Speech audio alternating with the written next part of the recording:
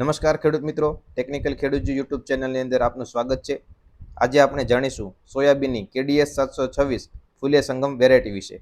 ઘણા દિવસોથી ઘણા ખેડૂત મિત્રોની કોમેન્ટ હતી કે સોયાબીનની સારી વેરાયટી વિશે માહિતી આપો. KDS 726 ગુજરાતની અંદર થઈ શકે કે ન થઈ શકે, અને 2026માં KDS 726 વેરાયટી વાવી શકાય કે ન વાવી શકાય. તો ખેડૂત મિત્રો, આજના વિડીયોની અંદર આપણે જાણીશું KDS 726 ફૂલે સંગમ વેરાયટીની સંપૂર્ણ જાણકારી. ખેડૂત મિત્રો, KDS 726 સોયાબીનની એક લોકપ્રિય હાઈ યીલ્ડિંગ વેરાયટી છે, જે મહાત્મા ફૂલે કૃષિ વિદ્યાપીઠ દ્વારા 2016ની અંદર વિકસાવવામાં આવેલી છે. આ જાત ખાસ કરીને મહારાષ્ટ્ર, મધ્યપ્રદેશ, ગુજરાત અને રાજસ્થાનમાં વરસાદ આધારિત વિસ્તારોમાં ખૂબ સારી રીતના થઈ શકે છે.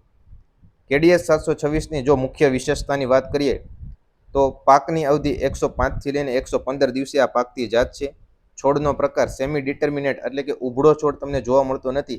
આની અંદર તમને સાઈડ ફૂટવાળો જે છોડ છે એ જોવા મળે છે. છોડની ઊંચાઈ 2.5થી લઈને 4 ફૂટ છે એ જોવા મળે છે.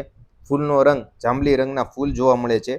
દાણાનો રંગ પીળો અને હિલમ એટલે કે જે દાણાની જે આગ છે એ બ્રાઉન રંગની આગ તમને જોવા મળે છે.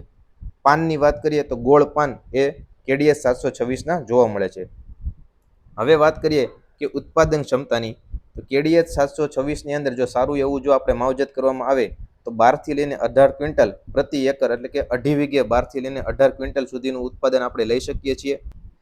હવે ખેડૂત મિત્રો, KDS 726 માટે આપણે ખાતર ભલામણની જો વાત કરીએ તો બેઝલ ડોઝ તરીકે DAP 50 kilo, muriate of potash 25 kilo અને જીપ્સમ 50 કિલો છે આપણે વાપરી શકીએ છીએ. હવે વાત કરીએ બીજ માવજતની, તો બીજ માવજતની અંદર આપણે રાઇઝોબિયમ કલ્ચર અને ફોસ્ફરસ સોલ્યુબિલાઇઝિંગ બેક્ટેરિયા જો તેનો વપરાશ કરવામાં આવે તો ખૂબ સારામાં સારી રીતના આપણે બીજ માવજત કરી શકીએ છીએ. ખેડૂત મિત્રો, ધ્યાન રાખવા જેવી બાબત કે ફૂલ અવસ્થામાં જ્યારે 35થી 40 દિવસ થાય ત્યારે આપણે 13-045 જે ખાતર આવે છે તેનો 5 ગ્રામ પ્રતિ લીટરના હિસાબે છે એ સ્પ્રેની અંદર વપરાશ કરવો જોઈએ. આ સિવાય 55થી 60 દિવસે 0050 જે ખાતર આવે છે એનો 5 ગ્રામ પ્રતિ લીટરના હિસાબે જો વપરાશ કરવામાં આવે તો ખૂબ જ સારું ઉત્પાદન આપણે આ વેરાયટીમાંથી લઈ શકીએ છીએ.